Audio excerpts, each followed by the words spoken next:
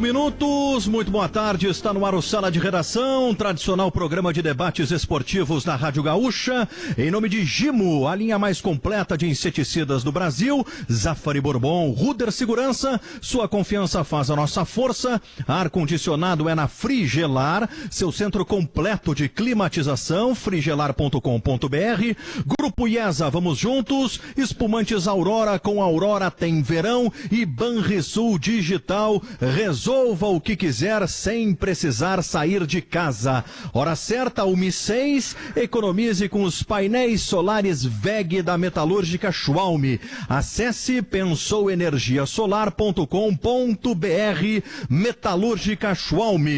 Hoje está de volta a programação da Gaúcha após merecidas férias, Adroaldo Guerra Filho. E com a permissão de todos, quero começar pelo Guerrinha, Malenotti, porque te dizer o seguinte, hein? Como aconteceu coisa nessa ausência do Guerrinha, Internacional virou líder do Brasileirão e hoje é o grande candidato a conquistar o título, algo que não acontece desde 79. Boa tarde, bom retorno, Guerra. Obrigado, Gamba, boa tarde a todos, boa tarde aos amigos. Pois é, rapaz, eu fui tirar férias e o Internacional encordoou 8 vitórias. Sabe o que é isso? 8. Não foram as 8 no período que eu estava de recesso, mas algumas delas muito importantes. Pode me dando aqui, filho, que eu vou te ajudando. Principalmente aquela vitória contra o São Paulo no Morumbi, e essa de domingo no Grenal, né, que além de deixarem o Inter com uma folga na competição, porque o final de semana foi espetacular em termos de resultados paralelos, aumenta o moral do time. Agora, o Inter precisa, a partir deste momento, esquecer que é perseguido por São Paulo, Atlético e Flamengo. O Inter precisa pensar no seu próprio umbigo, encarar o Bragantino com muita seriedade, fazendo os 3 pontos e depois começar a pensar no Atlético Paranaense. É o chamado jogo a jogo. Nada de empinar nariz, nada de achar que está ganho. Não, está muito bem encaminhado, está na mão do Inter. Agora, precisa saber lidar com a vantagem. E eu acho que vai saber lidar. Leonardo Oliveira, nós debatemos muito, Leonardo, com relação aos jogos atrasados de alguns concorrentes diretos do Internacional na luta pelo título brasileiro. Pois bem, essa é uma semana que esses jogos serão igualados, e isso começa hoje com 2 partidas, envolvendo o Atlético Mineiro, que recebe o Santos em Belo Horizonte. A propósito, o Santos mandando apenas o John como titular para BH, e o Palmeiras, que em São Paulo recebe o Vasco da Gama. Assim, Atlético Mineiro e Palmeiras, que hoje integram o G6, vão chegar aos mesmos 32 jogos que hoje já tem Internacional e São Paulo. E aí, Leonardo, a gente olha para a classificação do Campeonato Brasileiro. Por que eu digo que a gente debatia muito isso sobre jogos atrasados? Porque a gente sempre fazia a matemática. Mas se o Atlético vencer, mas se o Palmeiras vencer. Pois bem, se o Atlético vence hoje, ele chega a 57 e ainda assim fica 5 pontos atrás do Internacional. Se o Palmeiras vence hoje, ele chega a 54 e ainda assim fica 8 pontos atrás do Internacional. Leonardo Oliveira, boa tarde, Leão. Boa tarde, Felipe Gamba. Isso é resultado do domingo mágico que o Inter teve, né? Deu tudo certo pro Inter. Até conversando com um colorado, ele me disse, olha, fazia tempo que eu não tinha uma semana tão especial, tão particular, assim, tão brilhante. Né? Porque o Inter começa com aquele 5-1 no líder, no São Paulo, e fecha quebrando a série do Grenal, mas tem derrota do Flamengo, tem derrota do Atlético, tem Palmeiras tropeçando, e o Inter mantém aquela toada do 100%, né? O Inter é líder do Brasileirão com os jogos só de 2021. Aliás, o Inter é líder e o Bragantino, o adversário de domingo, é o vice-líder. O Inter tem 69% de aproveitamento e o Bragantino 65%. Não perdeu ainda neste ano. Por isso o jogo de domingo é um jogo de estado de alerta. Mas essa atualização que nós vamos ter no Brasileirão, o fim dos asteriscos, né, mesmo com tudo isso, e tem o jogo do Grêmio contra o Flamengo ainda na quinta-feira, o Inter tem uma gordura para ser queimada. Faltam 6 rodadas, 4 pontos em relação ao segundo colocado. Isso é uma vantagem a ser muito, mas olha, muito valorizada e muito considerada, Gamba. Sem dúvida alguma. Como disse Leonardo Oliveira, terminam os asteriscos na quinta, quando o Grêmio 8 da noite na Arena recebe o Flamengo e antes, às 7 da noite, o Bahia enfrenta o Corinthians. Maurício Saraiva, o Leonardo Oliveira tocou num ponto ali, né? Bragantino, que ontem venceu o Corinthians por 2-0. Há pouco em Esportes ao meio-dia a gente falava sobre isso. O próximo adversário do Internacional, que merece enorme atenção. Boa tarde mais uma vez, Maurício. Boa tarde, Felipe, todo mundo que está com a gente. Bom retorno para o Guerra. O que acontece em relação a este Bragantino? Ele não virou a seleção do mundo porque fez 13 pontos de 15 ou porque ganhou do Corinthians na Arena Itaquera por 2-0 e podia ter sido o dobro. Mas ele, comparado ao Bragantino, que no primeiro turno, já com Maurício Barbieri, só pensava em se afastar da zona do rebaixamento, é um time mais arrumado, mais confiante e muito mais perigoso, porque ele está se sentindo sempre muito à vontade ao jogar fora de casa. Fez vitória sobre o Ceará assim, fez vitória ontem sobre o Corinthians desta forma, e é fora de casa que ele joga no próximo domingo. Ele é um time que se defende muito, muito bem. O Ortiz, aquele zagueiro que era do Internacional, está muito bem no Bragantino outra vez, mas o que mais me impressiona nesse Bragantino, que será adversário do líder 6h15 da tarde do domingo, é que ele consegue se defender tendo um quarteto ofensivo de muito boa qualidade técnica, que não se omite na hora da tarefa sem a bola. A saber, Arthur Luiz, ex-Bahia, ex-Palmeiras, corredor direito de pé esquerdo. Elinho, da base do São Paulo, que é perna esquerda no corredor esquerdo e bate de fora da área. Ítalo, ex-jogador do próprio Internacional. E Claudinho, que é um dos melhores jogadores do Campeonato Brasileiro, fazendo parecido com o que fazia no Brasileirão Série B do ano passado, quando o Bragantino foi campeão. Eu estou falando de 4 jogadores de enorme vocação ofensiva que não desguarnecem o Bragantino, não tornam um time leve, não tornam um time vulnerável. Então, não estou falando da seleção do mundo, mas estou falando de um time que o Inter vai precisar respeitar e suar muitíssimo para ganhar domingo que vem às 6h15 da tarde. Duda Garbi, o Douglas Demoliner trouxe a informação há pouco em Esportes ao meio-dia. Ele conversou com o presidente Romildo Bolzan e o Grêmio não vai com time de transição no restante do campeonato. E quinta-feira contra o Flamengo vai com o que tem de melhor. E aí tem inclusive uma projeção de time, Duda, já para esse jogo da quinta, 8 da noite. Vanderlei, Vitor Ferraz, uma dúvida na zaga, David Braz ou Rodrigues, Kahneman e Diogo Barbosa, Matheus Henrique, uma outra dúvida de ordem técnica, Darlan Lucas Silva, Alisson, Jean-Pierre Pepe, na frente o Diego Souza. O que te parece, Duda? Boa tarde. Boa tarde, Gamba. Boa tarde ao Guerra também, que está de volta, né? Os guris a gente tem se encontrado direto aí aqui. Bom, eu acho que assim, é um time que pode fazer frente, mas infelizmente o Grêmio não está numa boa fase. Não está mesmo, assim. Não é de agora, não foi só o Grenal. O Grêmio não vem jogando bem. O histórico do G6, né? Dos enfrentamentos com o G6 é o pior possível. O Grêmio é o pior do G6 em aproveitamento. O Grêmio não ganhou de ninguém. É difícil agora eu ter a convicção de que o Grêmio vai ganhar. Se eu fosse apostar alguma coisa, eu colocaria empate, porque o Grêmio é o time que mais empata. Aliás, acho que o Romildo tinha que entrar na CBF e pedir para o critério de desempate ser o empate. Porque aí o Grêmio tinha chance. Com o critério sendo de vitória, o Grêmio não tem chance. Eu acho que muito difícil o Grêmio ganhar, e não é por esse paralelo que faz com que o Inter possa ser campeão, e provavelmente será, porque o aproveitamento dele é muito bom, e a gente vai ter que se acostumar com essa realidade aí, que o Inter tem muita chance de ser campeão. É porque realmente tu olha pro time do Grêmio, eu acho que o time do Grêmio não tem condição de vencer hoje o Flamengo. O Grêmio não vem jogando bem. E nada me leva a crer que possa mudar do nada, de domingo para quinta-feira, uma transformação suficiente para ganhar do Flamengo. Eu acho que o Grêmio não ganha do Flamengo. Eu acho que o Grêmio não ganha do Flamengo. Esse time aí, eu não acho um time ruim, mas não sei, as coisas não estão dando certo, as coisas não andam, a gente não tem conseguido jogar, não tem uma que outra jogada que geralmente a gente fazia, a gente não está conseguindo ter a jogada de profundidade com o PP, que é um jogador que é muito bom, né? O Jean ainda não conseguiu mostrar o futebol que a gente tem certeza absoluta que joga, porque a gente já viu. O Alisson voltou, fez um jogo bom e não fez outros jogos bons. A gente ainda está com o meio-campo desembocado. Olha, difícil, cara, eu te dizer assim que o Grêmio vai ganhar. Eu acho que o Grêmio não ganha, velho. E não adianta os colorar, vocês vão entregar. Não é entregar. O Grêmio não tem condição de ganhar do Flamengo. Essa é a realidade. Guerrinho, o Duda pega um ponto interessante aí, né? Porque o Grêmio no Campeonato Brasileiro é uma eterna espera por desempenho, né? Por desempenho, por resultado. Fica sempre aquela situação onde a gente analisa. Será na próxima rodada? Será no próximo jogo? Será que agora o Grêmio embala? Mas não, o Grêmio acumula 15 empates no Campeonato Brasileiro em 31 rodadas, que isso materializa como esse Grêmio não consegue embalar no Brasileiro e não à toa, Guerra. Hoje ele é o 6º colocado no Brasileirão e a ambição do Grêmio hoje é lutar por uma vaga na Libertadores. Título é algo que o Grêmio não luta mais. Aliás, em algum momento o Grêmio chegou a lutar efetivamente por título, Guerra?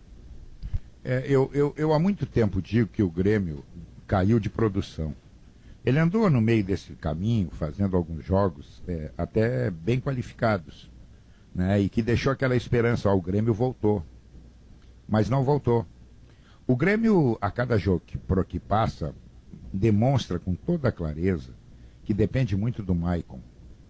O Maicon, em 2 jogos recentemente contra o Palmeiras, principalmente lá fora de casa, quando ele entra, ele bota a bola no chão. Aí vamos dizer, mas ele entrou no Grenal. Sim, o Grenal é um outro jogo, é uma outra competição, né? Mas ele faz uma falta tremenda ao Grêmio. Ele nunca chegou a disputar título. Há muito tempo, a gente diz isso aqui, eu principalmente já vinha dizendo bem antes da metade desses jogos que o Grêmio não era candidato a título. Por quê? Porque faltava produção. Aquele Grêmio que nós aplaudíamos de pé, que envolvia o adversário, que era muito melhor em posse de bola, que fazia gols de várias formas, aquele Grêmio sumiu, aquele desapareceu. O Grêmio passou a jogar com a bola levantada para o Diego Souza, conseguiu até alguns resultados satisfatórios, mas a produção deixa a desejar, como disse o Duda agora. E quando não tem produção, o resultado é muito difícil de acontecer. Eu acho que o Grêmio tem pela frente um prazo para poder tentar evoluir, porque tem uma decisão, e na decisão não dá para errar. Se errar, vai perder. Mas, ô Guerrinha, tu sabe que ontem tu não estavas aqui, né? E eu estava comentando que eu tinha pelo menos uma esperança maior em relação às 11 partidas de invencibilidade do Grêmio. Eu tinha uma esperança maior que nesse domingo, né, esse ciclo pudesse se encerrar com uma vitória do Inter. Só que eu imaginava a vitória do Inter conforme ela se desenhou contra o Fortaleza e contra o São Paulo, né? O Inter saindo em vantagem no placar para depois ir administrando. E no momento que o Inter ia desperdiçando as chances de gol contra o Grêmio, eu já ficava, né, me preparando e falando. Eu estava assistindo com o Lito, né, meu filho aqui de 6 anos, e eu falando, filho, o Inter precisa sair na frente do Grêmio, porque vai chegar uma hora do segundo tempo que o Renato vai botar o Maicon e o Ferreirinha, e eles são sinônimos de uma mudança brutal no time. Isso aconteceu contra o Palmeiras e aconteceu contra o Atlético Mineiro, se não me engano. Então foram 2 gols importantíssimos, inclusive para a corrida do Internacional, né? Tirou 2 pontos do Palmeiras, tirou 2 pontos do Atlético Mineiro, né? E é tão verdadeiro é tão verdadeiro que o Grêmio melhorou no segundo tempo do Grenal, inclusive fez a vantagem já com os 2. E quando o Renato botou o Michael e o Ferreirinha e o Inter não tinha marcado até então, aí eu falei pro guri, né? Eu falei, filho, olha só, te prepara porque tá se desenhando uma mudança no jogo e me parece ser uma questão de tempo do Grêmio ter uma melhora como ele fez em todas as partidas e da gente tomar o gol. Dito e feito, né? Quando a gente tomou o gol, assim, o guri começou a chorar porque os avós que são gremistas também já tiraram onda dele e tal, mas aí eles ficaram com tanta pena do choro do Lito que depois os avós mesmo, né, ficaram, não, então vamos torcer pro Inter empatar, né, tipo com o guri chorando e tal. E aí quando empatou já estava tudo certo, né? Agora quando virou, aí sim, né? Aí a alegria tomou conta do ambiente. Sobre esse jogo de quinta-feira, parece mentira, olha como as coisas mudaram. Ele depende muito mais do Flamengo do que do Grêmio. Se o Flamengo for o Flamengo, não o Flamengo irregular, que a gente viu perder para o Atlético Paranaense, por exemplo, o jogo complica para o Flamengo. Agora, se for o Flamengo que ganhou do Palmeiras, o Grêmio pode ir com o time que for no momento que está passando que o Grêmio vai ter enormes dificuldades para conseguir resultados. Mas, ó, Guerra, o jogo ficou melindroso quinta-feira. Ele ficou melindroso pela declaração infeliz do Renato, que já foi desautorizada pelo Romildo, mas ela já foi pro ar. Eu sou dos caras que mais é velhinha de Taubaté, tenho asco de falar do assunto, acho nojento falar do assunto, porque eu não acredito em jogo entregue. Quando isso aconteceu em 2005, virou notícia, virou escândalo, virou assunto internacional. Você não entrega jogo com a naturalidade de quem vai à feira comprar tomate. Não é assim. Mas a forma como o Renato se comunicou com a sua torcida, falando em time de transição, 4 dias antes de enfrentar um candidato direto ao título, que tem como rival o rival que acabara de vencer o Grêmio no último lance do jogo, ficou melindroso. O Brasil vai estar olhando esse jogo de quinta-feira, porque a sobrecarga que o Renato colocou sobre o seu grupo não é só um jogo em que ele vai ter que atuar naturalmente. Ele vai ter que provar, muito bem provado, a cada carrinho, a cada dividida, que aquela frase do Renato foi fora de contexto, que aquilo foi só cabeça quente e que nada de esquisito pode acontecer. Porque eu não acredito em jogo esquisito, eu acredito em profissionalismo. A fala do Renato é que melindrou o jogo. E para o Grêmio, que já está nessa fase que o Duda reitera, não é boa e nem teria condição de ganhar do Flamengo por conta dessa fase ruim, mas é um segundo piano nas costas do Grêmio e ele não precisava desse segundo piano nesse momento. Mas aí, Maurício, é aquela questão da cortina de fumaça, né? O que se diz, manobra diversionista. O Renato tentou desviar o foco, não acredito que... Mas não colou nem no meio da torcida, Léo. Não colou isso nem pros gremistas. Mas aí, Maurício... Mas, aí Maurício, não tem... Qual é o piano que foi colocado, desculpa, de verdade, assim, ó, eu não vejo nenhum piano, com todo respeito. Eu não vejo mais, não tem... Qual é o piano? Tu acha de verdade que o Grêmio vai facilitar pro Flamengo? Não, eu tenho certeza que você me ouviu falar. A primeira coisa que eu disse é que eu não acredito não vai absolutamente... Não, desculpa. Eu não acredito... Foi a minha primeira frase, Duda. Eu não acredito absolutamente em jogo entregue. Por isso que eu acho que não tem piano nenhum. Não, mas tem porque o Renato cogitou um time de transição contra um adversário direto do Inter ao título, que é o Flamengo, e o jogo é quinta. E o Grêmio não precisava disso, Duda. Não, ok, mas a fala foi num contexto de logo depois... do jogo, cabeça extremamente quente de um clássico que no momento em que ele... Só concluir. No momento em que ele entra na coletiva, eu tenho certeza que ele nem viu algumas imagens, que depois ele já pode ter mudado de opinião. A gente não ouviu mais o Renato. O presidente com uma fala bem mais mansa, embora irritado também pela derrota. Tu já vê que é um outro tipo de discurso também. A semana passou, a gente já tá na terça-feira, amanhã é quarta, o jogo é só na quinta. Certamente o tempo faz com que as pessoas reflitam o suficiente para entender que não tem time transição, sub-20, sub-12, sub qualquer coisa, e que o Grêmio vai tentar ganhar. Agora, tentar ganhar e ganhar de um time que é superior a ele, que tem um retrospecto melhor no confronto direto recente, é que eu acho difícil, mesmo se o Inter estivesse rebaixado. Eu acharia difícil ganhar do Flamengo. Tu entende? Isso é uma coisa que é difícil ganhar do Flamengo já por ser só o Flamengo. Aí agora, porque, sabe, é complicado, cara, não é fácil ganhar do Flamengo, velho. Mas, Duda, o que o Maurício se refere, eu concordo com ele, é que o Renato, na entrevista, não só na questão de usar o transição, ele disse, bagunçaram o campeonato. E ele adota uma postura de desdém ao campeonato. Como disse, olha, por mim já larguei de mão.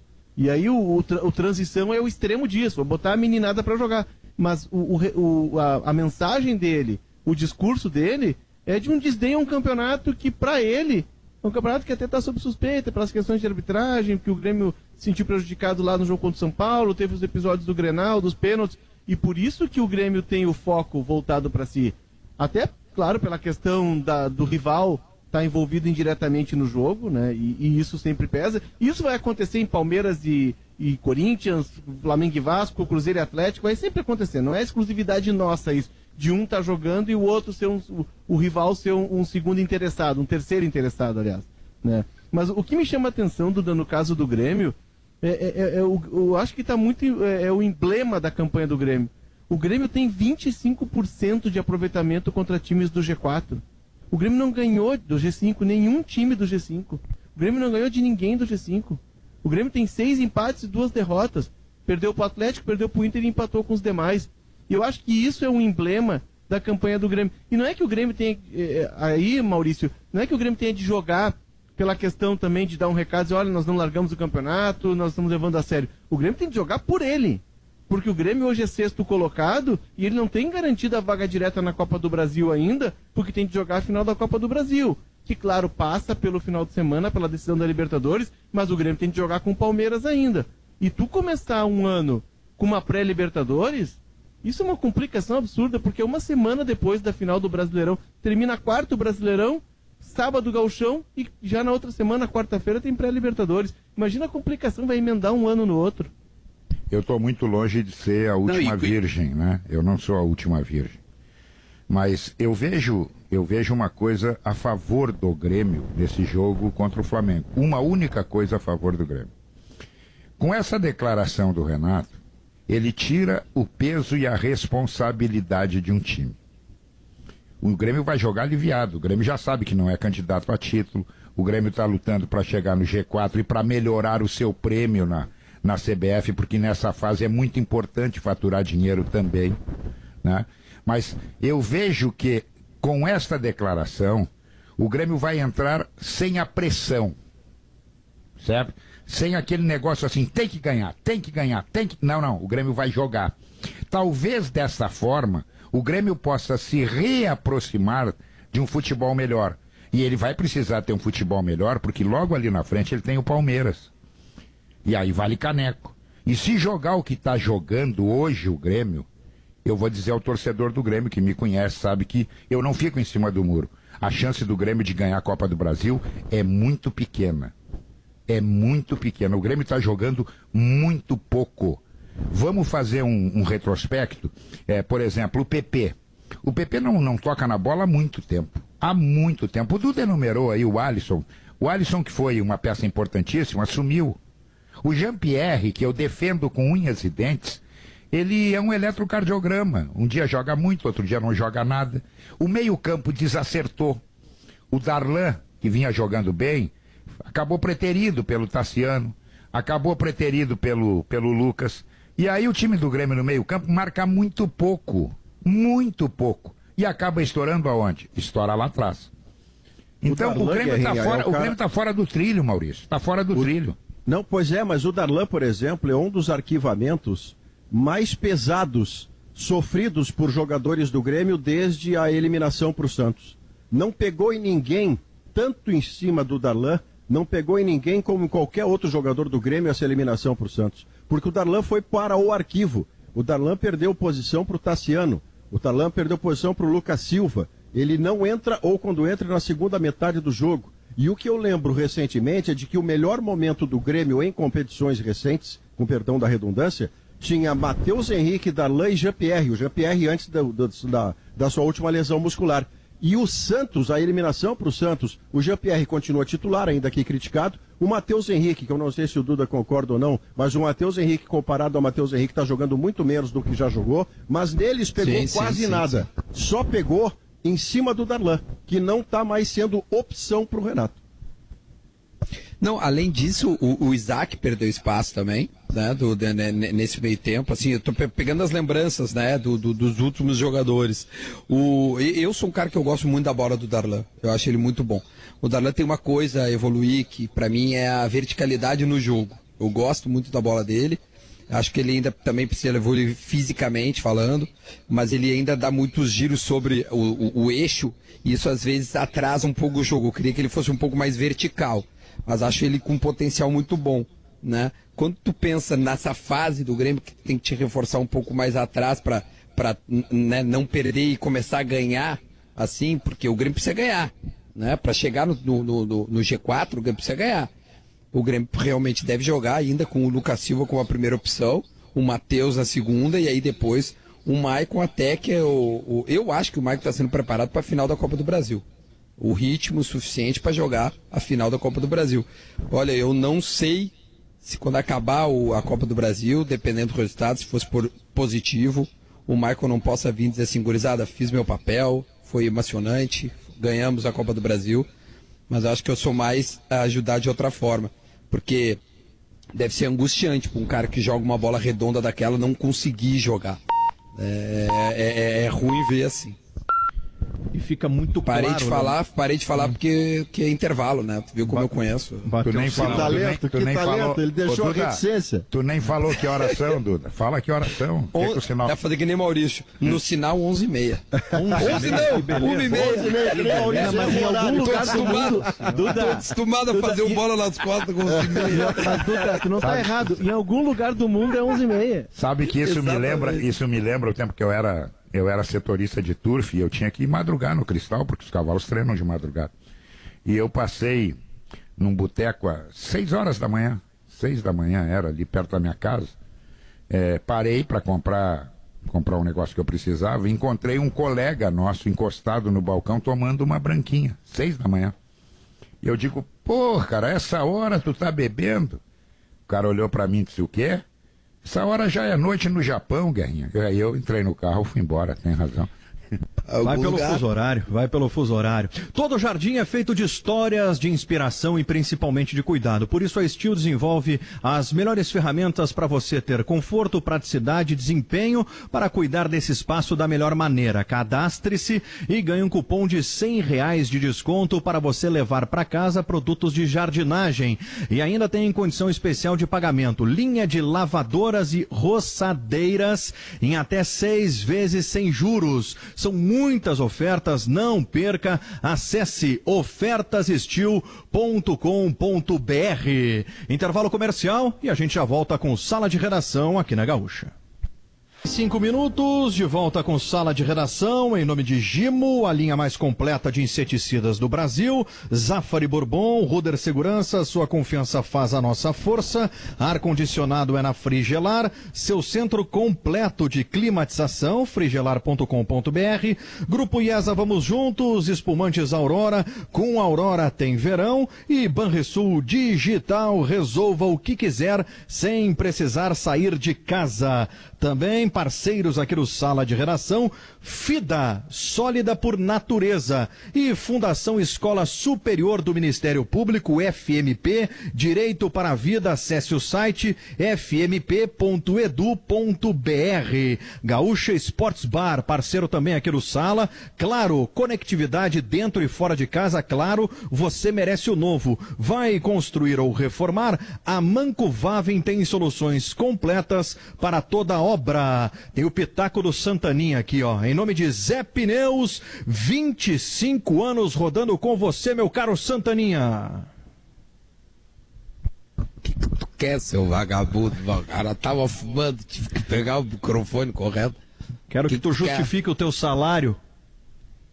Tu quer que eu chame a responsabilidade do programa pra mim, é isso?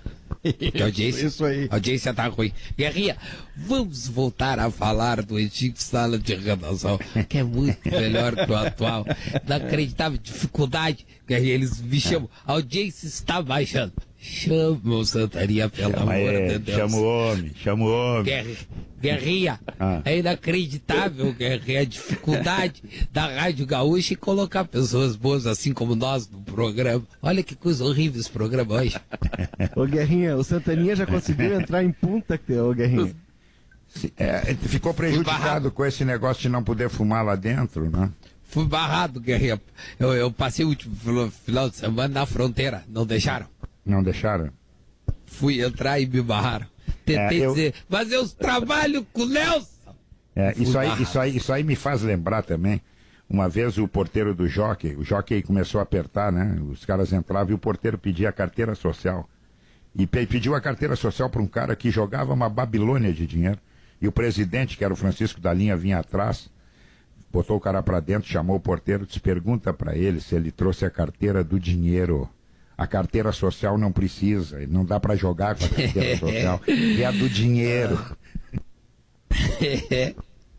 Maurício Saraiva, a gente estava falando antes, Maurício, sobre o caminho do Internacional até a conquista do tetracampeonato brasileiro. Estávamos, fazendo um alerta com relação aos perigos que times que não estão na ponta de cima podem oferecer ao Internacional. E como o Inter trabalha isso internamente, né? O discurso realista, pé no chão do Abel após o Grenal mostrou um pouco isso, né? Não dá para o Internacional entrar de alguma maneira relaxado, principalmente já nesse primeiro jogo contra o Bragantino domingo no Beira-Rio, né?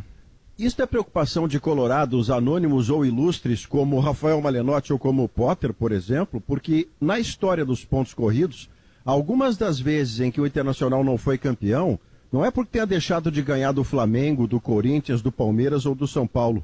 Foi porque perdeu ponto para o Barueri, porque perdeu ponto para o Sport Recife. E estas coisas, ao longo da história dos pontos corridos, foram ficando marcadas nas costas, nas mãos, marcadas a ferro nos torcedores e nas torcedoras do Internacional. O desafio maior não é você ter uma vitória como o que o Inter teve recentemente em Palmeiras, São Paulo e Grêmio. O desafio maior daqui para diante, faltando 6 jogos, é que há 3 partidas dentro de casa. Uma delas contra o Corinthians, que é a última. Uma camiseta pesadíssima. O Corinthians já não corre risco de rebaixamento e ninguém sabe o que poderá fazer até o fim do campeonato. Mas antes, uma camisa que tem tradição, mas que hoje não tem futebol, que é a do Sport Recife. Você não pode deixar pontos para o Sport Recife. E antes ainda, que já é no domingo, um adversário que é qualificado, que joga sem peso algum, para usar a expressão, não há piano nas costas do Bragantino. Ele se sente à vontade fora de casa, mas a camisa é levíssima, não tem como comparar com a do Inter. Adversários dessa natureza, e veja, né, Felipe, reiterando, eu não estou botando na mesma prateleira o Sport e o Bragantino. Eu estou dizendo apenas que não são candidatos a título e foram contra times não candidatos a título as piores vezes em que o Inter deixou ponto pelo caminho na história dos pontos corridos. Ainda há uma possibilidade. O Inter pode, muito naturalmente, ser campeão brasileiro perdendo um jogo para o seu único oponente real entre os 6 que faltam. Dependendo dos resultados paralelos, o Inter perde para o Flamengo e não faz a menor diferença perder para o Flamengo no Maracanã, porque o Inter será campeão do Brasil mesmo assim. Leonardo Oliveira, a tua avaliação, Leonardo, sobre o caminho do olha Inter. Só, Fala, Malenotti. Mas olha só, Maurício, só para complementar o que o Maurício está falando. Por favor. É exatamente isso, né? Eu acho que no final das contas, essa reta final, todo o time que está na liderança é o time a ser batido. Todos os outros 19 que estão abaixo querem ganhar do primeiro colocado. Isso aconteceu com o São Paulo, aconteceu com o Atlético Mineiro. Todos os times que estão na ponta são os times a serem batidos. Todo mundo quer ganhar, independente de estar na zona de rebaixamento ou se está disputando o título, né, pau a pau. No caso do Bragantino, o Internacional tem uma duríssima partida pela frente, porque é o time que, junto com o Internacional, fazem as 2 melhores campanhas do retorno, né? O Internacional tem 27 pontos conquistados no retorno e o Bragantino tem 25. Ou seja, eles estão com umas campanhas muito próximas e de 5 rodadas para cá o Bragantino não perdeu nenhuma e o Internacional de 8 rodadas para cá. Então esse vai ser o grande jogo para o Internacional conseguir confirmar essa belíssima fase. Está jogando em casa, mas o Bragantino está com um time muito acertado. O Claudinho vem orquestrando o time todo com maestria. E esse é o jogo para realmente o Abel e todo o grupo de jogadores prestar muita atenção. Porque esse sim é um jogo que de todos os adversários que o Internacional está enfrentando, esse é o que tem a melhor campanha, o melhor momento e vive o seu melhor momento agora, né? Então o Internacional precisa frear essa sequência do Bragantino, assim como o Bragantino está louco para vir no Beira-Rio para cometer o crime, né? Então essa partida é fundamental para essa reta final. A sequência do Inter é boa, Gamba. O Bragantino é um adversário, como disse o Malenotti, é um adversário espinhoso, mas a sequência é boa. Esses próximos 4 jogos, antes do Flamengo, são jogos em que o Inter pode até encaminhar o título. Até porque o Inter precisa ter, por exemplo, uma torcida especial pelo Vasco. E eu vou explicar por quê. Porque o Inter pega o Vasco ali adiante, né? Depois de Bragantino, Atlético Sport, o quarto antes de jogar com o Flamengo. Exato. O Vasco pega o Bahia no final de semana, Maurício. E o Vasco já pode, em São Januário, contra o Bahia, encaminhar a sua vida. Hoje o Vasco tem 35 pontos, ele chegaria a 38. E aí a sequência do Vasco é contra quem? É o clássico contra o Flamengo. O Vasco ganha do Bahia, vai a 38, e ele pode praticamente se garantir na Série A no clássico contra o Flamengo. Olha o tamanho que tem esse jogo, e aí o Inter já teria também o Flamengo patinando pelo caminho. Então é importante que o Inter faça essa leitura, não só dos adversários que ele vai pegar. O Flamengo vai pegar os mesmos adversários do Inter, eles têm os mesmos adversários até a reta final. A questão é dos times lá de baixo. O Sport, acredito que não vai se arrumar até pegar o Inter. O Sport vai lutar até a última rodada para escapar do rebaixamento. Agora o Vasco sim pode ser um fiel da balança. Eu vejo o jogo. É claro que o jogo com o Flamengo, daqui a pouco ele é o decisivo. É o jogo que pode dar o título ou pode tirar o título. Mas eu vejo nessa sequência o jogo emblemático para o Internacional é o Atlético Paranaense dentro da Arena da Baixada. Se o Inter conseguir fazer pontos na Arena da Baixada, de repente ele pode até jogar com o Flamengo por qualquer resultado. Porque esse é um jogo que é muito perigoso. O Atlético provou isso contra o Flamengo. Ele tem hoje 42 pontos, praticamente está livre, né? Mas estando livre ele já está pensando até daqui a pouco em brigar por uma pré-Libertadores, por uma colocação na Sul-Americana, essas coisas todas, né? Mas esse é o jogo que eu acho que vai ser muito cabeludo. E é um jogo que o Inter precisa tratar bem. Claro que o Bragantino não é jogo jogado, mas o Inter vai encarar o Bragantino, podem ter certeza, como se fosse o Flamengo. Ah, não vai encarar o Bragantino como se fosse o Bragantino. Não, vai encarar como se é uma decisão de campeonato. O Abel conseguiu incutir isso na cabeça dos jogadores. Os caras estão focados nesse negócio de jogo a jogo. E vai encarar o Bragantino assim. Ô, Guerra, nessa sua conta... E eles têm que encarar o esporte, e eles têm que encarar o esporte e o Vasco da mesma forma, né? Não, mas aí tá, Rafael, deixa eu só ver com o Guerra para concordar com ele o seguinte, se eu bem entendi, Guerra, você está contando que vitória sobre o Bragantino e sobre o Sport em casa e empate com o Atlético Paranaense, portanto 7 em 9 pontos, certo? Se o Inter fizer 7 nos próximos 9 pontos, o título é irreversível.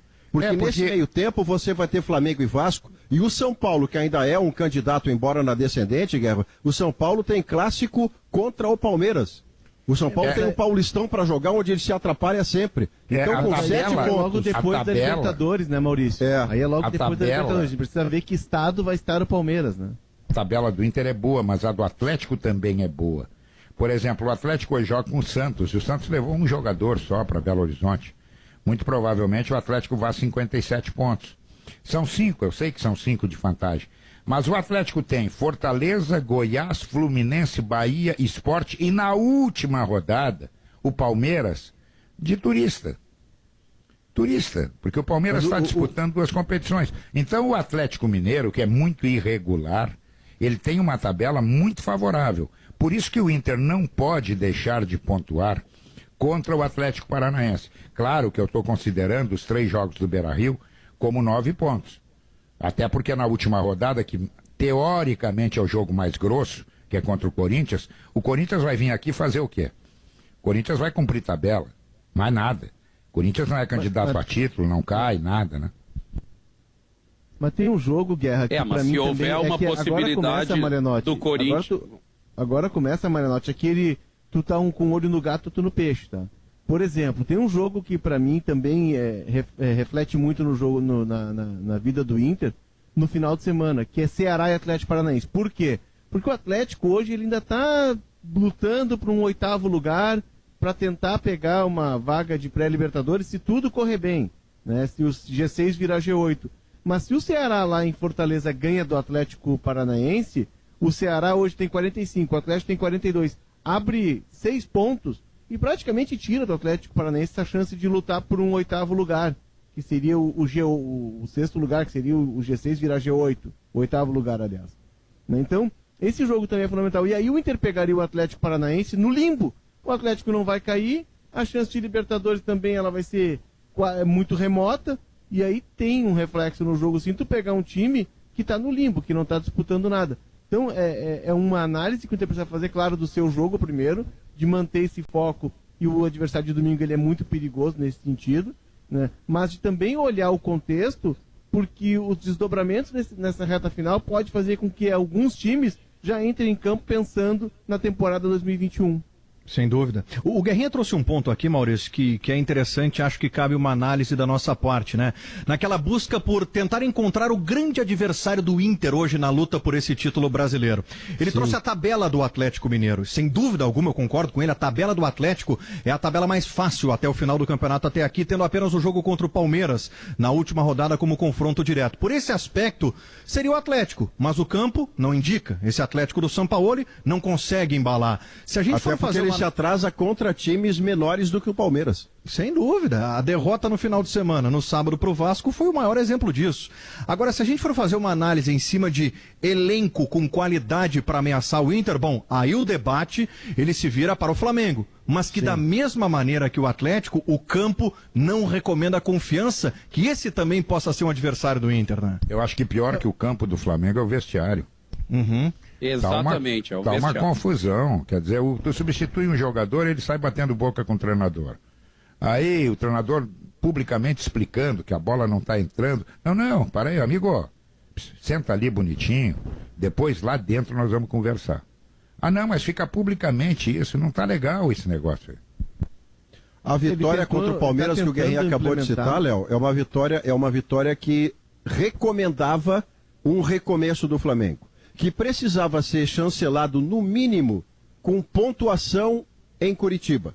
Mas o Flamengo que joga contra o Atlético, o Rogério Ceni faz um festival tão extraordinário de lambanças na escalação e ao longo do jogo, que na segunda-feira o único assunto no Rio de Janeiro era como é que faz. Olha para ver se tem o Andrade, vê se tem o Carlinhos para botar de interino. Não tem ninguém desse tamanho. Então o Rogério Ceni está naquela do gerúndio. Rogério Ceni vai ficando.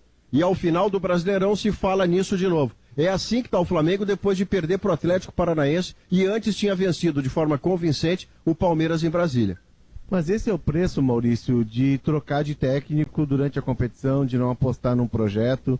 O Flamengo parece que o erro do Flamengo foi lá no primeiro semestre, em que ele ainda flanava lá com as taças que ele ganhou e de forma merecida, né? O Flamengo jogou muito no ano passado. Mas o Flamengo passou o primeiro semestre achando que estava no mundo perfeito, que o Jorge Jesus estava encantado com o Rio, que ele não cederia aos apelos do Benfica, que ele não voltaria. Porque o Flamengo não se mobilizou. Aí sai o Jorge Jesus, o Flamengo vai buscar técnico que tem uma ideia diferente, né? Que era o Domenech Torrent. Cara com uma outra ideia de jogo, no jogo de posição, sabe? Um cara que tem a referência como a bola e o outro tem a referência o espaço. Deu um nó na cabeça dos jogadores. Aí traz o Rogério Ceni para tentar aproximar daquilo que se fazia com o Jorge Jesus. Só que o Rogério Ceni é o Rogério Ceni, o Jorge Jesus é o Jorge Jesus. E são tamanhos diferentes, são conceitos diferentes, né? A entrada no vestiário não foi da mesma forma, não cativou o grupo como o Jesus cativou, a mensagem talvez não tenha sido absorvida. E ele está tentando implementar. Eu estava lendo uma análise hoje pela manhã do Leonardo Miranda, que é o analista tático do GE. Globo, muito boa análise tática, aliás, recomendo, ele explicando o que o Rogério Ceni tinha feito, que havia dado certo no jogo anterior. Ele coloca Gerson e Diego como volantes e atrai a marcação e cria um espaço no entrelinhas para que os meias trabalhem, e o Flamengo vai muito bem. Eu acho que contra o Goiás, né? O Flamengo tá voltando, o Flamengo emendou 2 vitórias. Já o Atlético Paranaense marcou isso. E aí o Flamengo não soube como sair. E o Rogério não soube como solucionar. Por quê? Porque é um trabalho que está em andamento, um trabalho que está evoluindo. E eu não sei, como tu disseste, Maurício, se ele vai ter tempo de desenvolver isso. Porque a pressão é muito grande, né? O Flamengo, a cobrança para o resultado depois do ano passado, eu acho que o trabalho é muito alta. Eu acho que o trabalho do Rogério está evoluindo. O cara, ele mostrou claramente, nesses últimos 2 jogos, que ele é um acomodador. Ele botou o Arão de central, zagueiro central, para abrir vaga no meio-campo para os bruxos. Não, bota o zagueiro lá, azar, vai sobrar um deles. Vai sobrar o Diego, ou vai sobrar o Arão, ou vai sobrar o Gerson. Vai sobrar. Não, eu vou acomodar. Isso quem fez muito bem foi o Zagallo em 70. Aliás, nem foi o Zagallo. Foram os boleiros que se reuniram e disseram: Zagallo, anota aí o time que vai jogar, porque tu vai sair, eles vão te perguntar. E aí, acomodou, porque é tudo fora de série, né? É o diferente de hoje. Mas diferente. É interessante, Guerra, é interessante o que ele tentou fazer. Até recomendo mesmo que a gente dê uma olhada, porque o que ele faz? Ele perde o Rodrigo Caio, ele puxa o Arão para a zaga realmente, mas ele arma um meio-campo com 2 jogadores, o Diego e o Gerson, que tem meias como origem, mas que sabem fazer aquela função de armação desde trás. E ele faz uma espécie de a grosso modo, um 3-2-5. E aí o Isla dá amplitude por um lado, o Bruno Henrique pelo outro. fica interessante. Só que assim, como não tem tempo de desenvolver isso, o Paulo Autuori, que é uma raposa, que é um baita técnico, fez a leitura, marcou o Gerson, marcou o Diego, anulou o Flamengo. Foi o que a gente viu no domingo. Porque é tempo, é trabalho, é processo. E o Rogério Ceni, possivelmente, pela leitura é muito relativo. ele não vai isso, ter Léo. tempo, Guerra, de desenvolver trabalho Léo, nenhum. isso é muito relativo, o Abel está mostrando aí. O Abel desembarcou, não sabia o nome dos caras. É muito relativo esse negócio de tempo. Isso tem que dar liga, tem que ter vestiário. O vestiário tem que estar na tua mão. Primeira coisa. Eu falei com uma pessoa influente no Internacional essa semana, e o cara, eu digo, mas o que mudou tanto lá? Terminaram os gritos no vestiário. Veio o carinho, o afago. Ah, então mudou. Tinha grito, muito grito. Então, essas coisas é que mudam no futebol. Tu tendo os boleiros na mão, eles vão comer a grama pra ti. Agora, sai de campo, o seu Gabigol, reclamando, cobrando porque que foi substituído publicamente. Tá na televisão isso. Bom, olha, o vestiário tá fervendo. Porque quando tu pega um jogador do vestiário, tu diz assim, eu tô punindo esse cara. Não. Tu tá punindo mais gente. Porque ele tem vários parceiros dele no vestiário. E aí, meu amigo, a bola queima. E a bola queimando, estoura no pescoço do treinador. É que tem, Guerra, uma questão que, e realmente, o Abel, ele é um baita gestor, né? A carreira dele é reconhecida por isso. E o Abel tá vivendo um momento especial na vida dele, né? A gente percebe que o Abel tá rindo sozinho, né? O Abel é o seguinte, o Abel, ele tá curtindo. O resultado é a consequência, mas o Abel tá feliz por ele estar ali inserido, ele tá curtindo. E o Abel conseguiu, né, Guerra, encaixar o time do Inter. Eu até escrevi sobre isso hoje, é interessante, Gamba, rapidamente antes do comercial, que ele pega um pouco daquela ideia do Odair, da solidez defensiva do time, e o DNA estava guardado, e ele junta a transição rápida, a velocidade e por vezes a marcação alta do Cudê. É uma fórmula interessante, ele conseguiu encontrar esse equilíbrio. Claro, ele botou tem o mérito dele do olho clínico, né, Guerra, de perceber isso. Ele tem uma outra coisa que ele faz muito bem, ele bota os melhores para jogar. Por exemplo, o Yuri Alberto. O Yuri Alberto foi reserva do Potker. O Potker chegou a ser centroavante do Internacional e o Yuri Alberto atrás. Não, vamos botar os melhores. Com os melhores para ganhar é uma bronca. Tu imagina sem os melhores? Foi o que o homem fez. O homem facilitou a vida dos caras. E os caras também estão felizes. E o resultado está aí. 1h56, esse é o Sala de Redação aqui na Gaúcha. A gente vai para o intervalo comercial. Vem aí na sequência o Notícia na Hora Certa. E logo depois a gente está de volta. 2h03, de volta com Sala de Redação, em nome de Gimo, a linha mais completa de inseticidas do Brasil, Zafari Bourbon, Ruder Segurança, sua confiança faz a nossa força, ar-condicionado é na Frigelar, seu centro completo de climatização, frigelar.com.br, Grupo IESA, vamos juntos, espumantes Aurora, com Aurora tem verão, e Banrisul Digital, resolva o que quiser sem precisar sair de casa. Hora certa especial, 2h04. Economize com os painéis solares VEG da Metalúrgica Schwalm. Acesse pensouenergiasolar.com.br. Maurício Saraiva, estava te acompanhando ontem, Maurício, no Bem Amigos. Boa entrevista com o Patrick.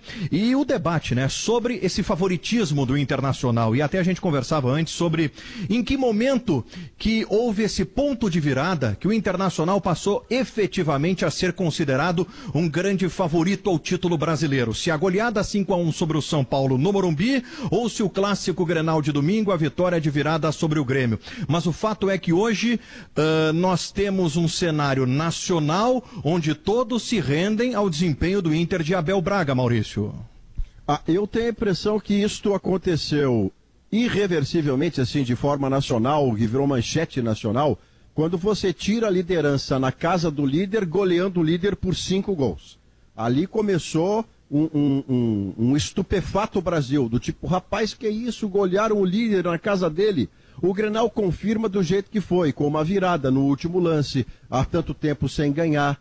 Mas os mais atentos, digamos assim, em nível nacional, já devem ter percebido contra o Fortaleza, no desempenho do Inter contra o Fortaleza, que o Internacional estava começando a fazer algo que é muito importante, muito salutar, é o ideal no mundo da bola. É quando você conecta o resultado com o desempenho com o resultado. Imediatamente antes, o Inter tinha vencido o Goiás jogando muito pouco. 1-0, gol do Praxedes no escanteio. Era um jogo de fim de tarde, um calor imenso, e o Inter não jogou bom futebol para ganhar.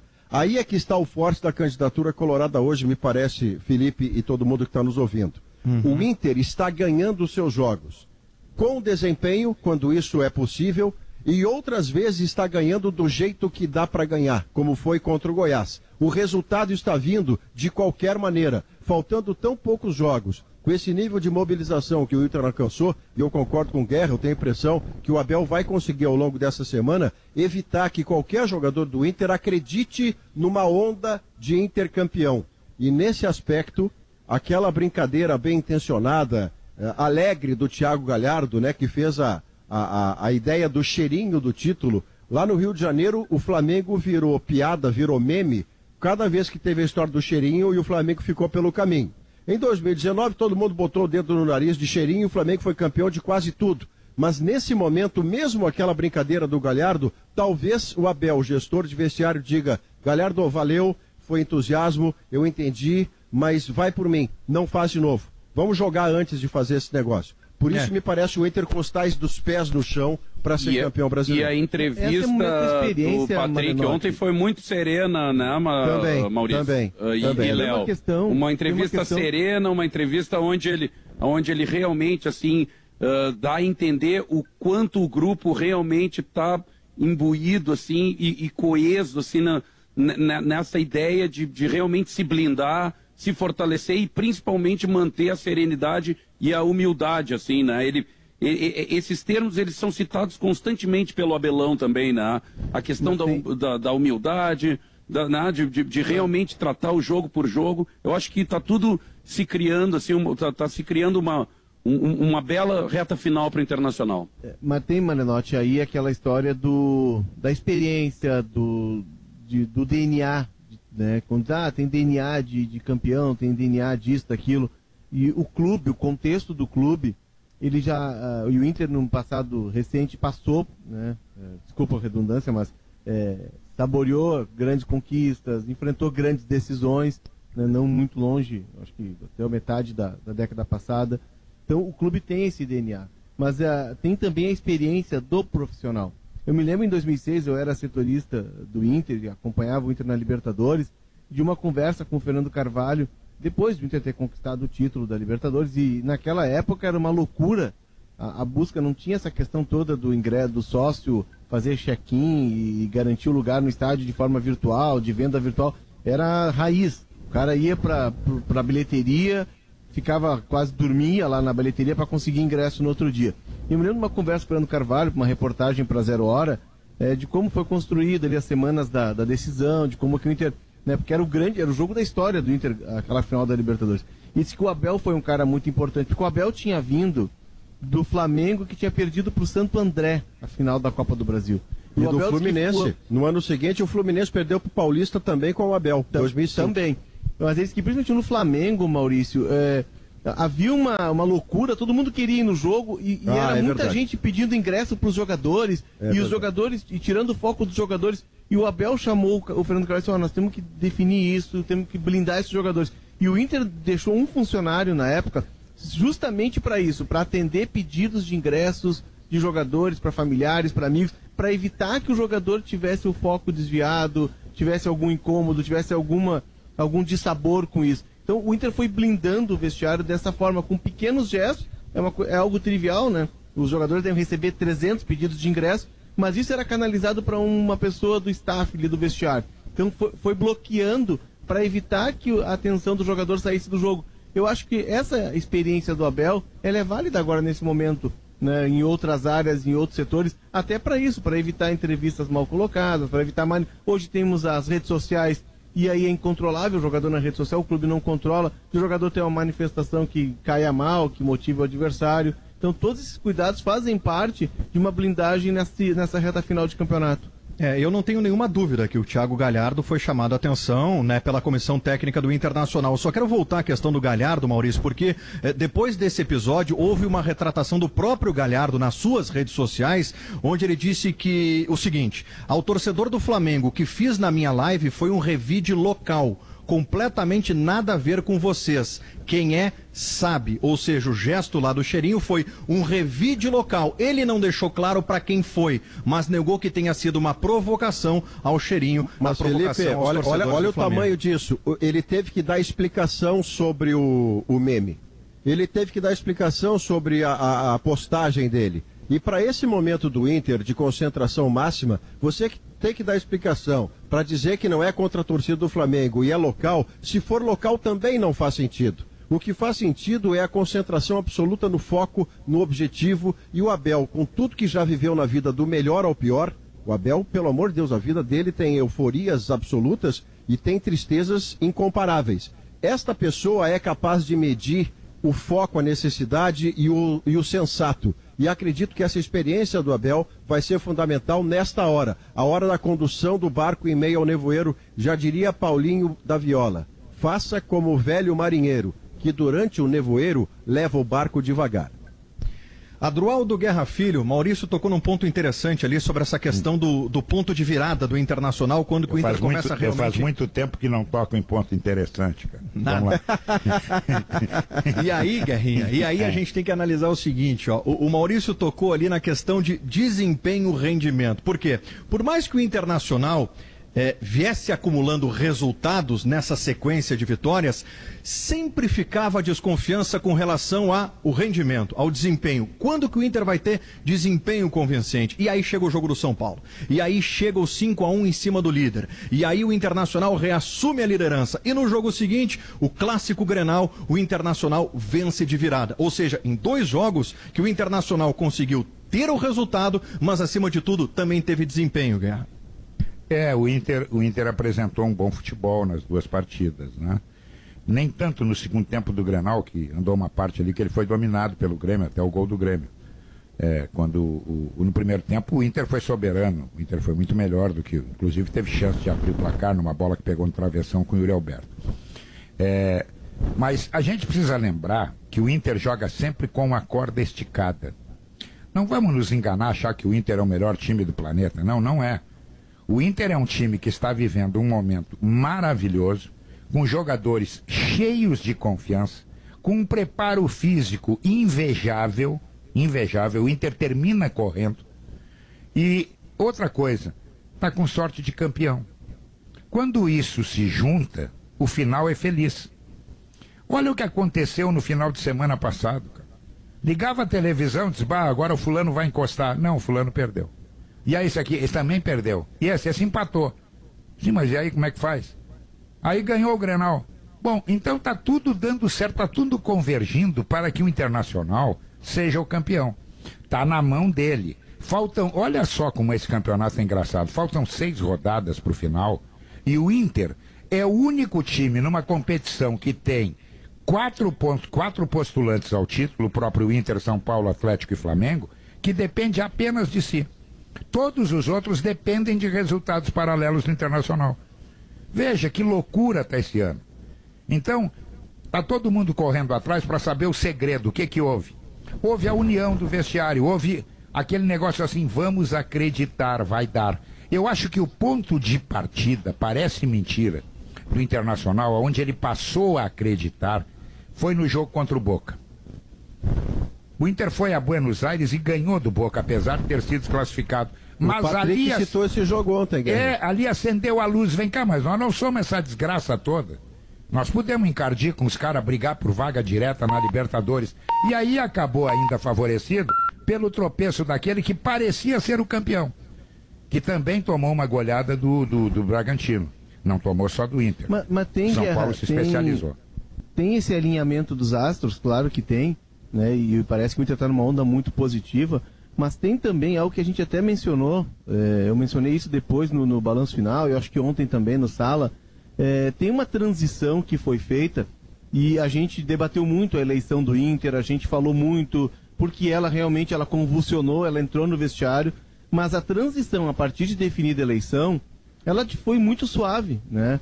O Marcelo Medeiros abriu o clube para que a nova gestão entrasse, começasse a tomar ciência. O Alessandro Barcelos foi de uma habilidade extrema em conversar com o Abel Braga e convencê-lo a ficar, porque o Abel tava com aquela ideia de que, pô, tem um outro técnico contratado, vai ter outro técnico em Porto Alegre, essa situação ela não é confortável, não seria para ninguém, mas aí entrou a habilidade do Alessandro. O Alessandro, que havia montado esse grupo lá no começo do ano com o Rodrigo Caetano, ele volta ao vestiário, reencontra os jogadores, e aí tem a mão de uma direção que foi muito hábil. Então o Inter conseguiu fazer uma transição do 20 para o 21, e é uma transição que seria especial, porque o 20 não terminou ainda, embora a gente esteja no ano novo, mas uma transição segura, né? E se mostra agora acertada aquela ideia de convencer o Abel, de fazer o Abel entender de que era importante que ele ficasse.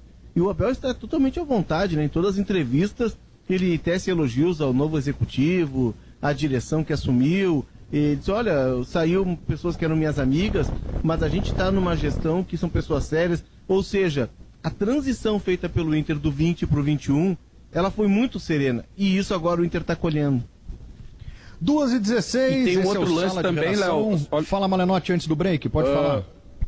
Tá, não, rapidinho, eu né, até pode até deixar no ar esse assunto, mas eu tenho uma impressão, assim, que é pessoal minha, vem da minha cabeça esse sentimento de que realmente, assim, pro Internacional tá fazendo essa reta final tão bem estruturada mesmo, e que é mérito total do Abelão, né, de juntar todos os jogadores, foi justamente pelo fato de que não conseguiu passar adiante na Copa do Brasil e nem na Libertadores, né? Porque o desgaste seria ao natural ao enfrentar o Racing numa próxima etapa ou na sequência da Copa do Brasil. O que faz o Internacional estar totalmente focado com o grupo fechado é justamente terem sido desclassificados nas duas decisões nos pênaltis, né?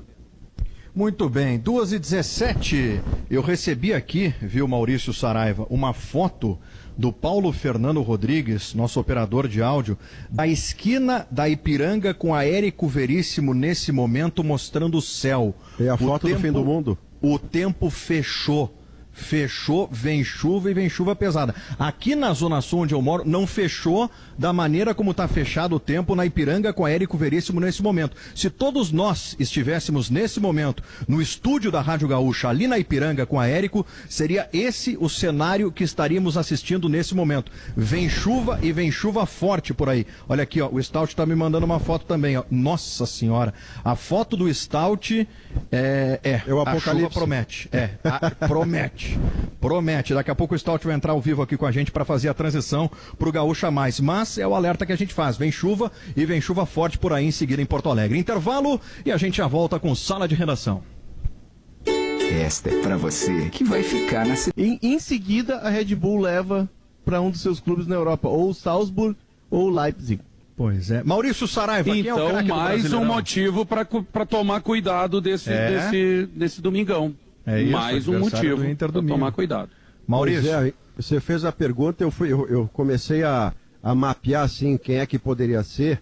Olha, pelo campeonato que está fazendo o Palmeiras até agora em relação às 3 competições, o craque é o treinador. Eu não consigo buscar um jogador que me faça diferença. Eu vou fazer uma justiça aqui, particular, de um jogador que eu já discuti como titular do Inter, que me parecia inclusive discutir o Inter a partir da titularidade do Patrick, é dele que eu estou falando. Aquela época, naquele contexto, fazia o Internacional menor, mas daquele momento para hoje o Patrick evoluiu de tal maneira e a carreira dele é tão diferente do padrão, né, no sentido do sucesso que ele faz aos 28 anos, ontem foi personagem do Bem Amigos, eu daria um voto de Patrick para o melhor jogador desse Brasileirão tão diferente. Pois. Duda Garbi, estou levantando esse debate de maneira precoce ou faltando 6 rodadas já dá para apostar num craque do Brasileirão, hein, Duda? Eu acho que é precoce. Eu não tô em cima do muro, eu acho que essa reta final já tiveram surpresas, acho que muita coisa vai mudar ainda, sabe? Porque, pô, até sei lá, 3, 4 rodadas atrás, o São Paulo poderia pegar um cara de São Paulo. Poderia, tinha o Brenner até a metade tá vindo bem, o Luciano tá vindo bem, o Marinho certa hora tá vindo bem. No Galo tô achando que o Johan uma hora tá vindo bem, depois o Keno foi bem também lá no Inter. Tem muito cara bom. No Inter o Galhardo tava fazendo um campeonato maravilhoso, né? Um tempo pra cá parou de jogar. Tem o Edenilson, né, Duda? Né? O Edenilson tá muito bem também, né? Sabe, então, tipo, cara, eu agora mesmo eu não consigo te dizer um cara assim, mas não é muro, né? Não. É porque eu acho que o campeonato tá É o campeonato que ninguém... Agora o Inter parece que que tá afim do campeonato, mas até 2, 3 rodadas atrás ninguém queria esse campeonato. Era o campeonato mais... irregular, inconstante e meio sem noção, assim. Então é difícil votar agora. É que fica muito difícil também de separar um nome só em 38 rodadas, né? É um campeonato muito longo, é um campeonato de altos e baixos, é um campeonato onde muitos jogadores começaram bem e acabaram se lesionando no meio do caminho. O Galhardo é o exemplo disso, né? Era a grande figura da primeira parte do campeonato, né? De pelo menos o primeiro terço, assim, até o primeiro turno do campeonato, né? O Galhardo vinha muito bem. O Marinho tem uma bela passagem, o próprio Soteldo também, aquele anãozinho joga muita bola mesmo. Mas eu quero deixar o meu voto aqui pro Edenilson, porque eu acho que além dele tá jogando no lugar certo, né, onde ele rende mais, onde ele realmente consegue entregar o máximo dele pro Internacional, eu quero apostar que o meu voto seja do Edenilson agora e que nessas próximas 6 rodadas ele continue nessa alta performance que ele está fazendo, inclusive pela forma como ele bateu o pênalti no Grenal, né? Sério, para sair o coração pela boca, felizmente saiu feliz da vida. Guerrinha, quero te ouvir, Gamba. Guerrinha. Quem é o craque do Brasileirão, Guerra? Eu acho que é um campeonato muito equilibrado. Nós tivemos jogadores que se destacaram, tivemos até acho que mais decepções do que jogadores que sobressaíram. Eu acho que, independentemente do que vai acontecer daqui para frente, o jogador que fez muito a diferença, mas muito a diferença, foi o Marinho dos Santos. Primeiro que ele joga num time que a gente não sabe quando é que paga salário.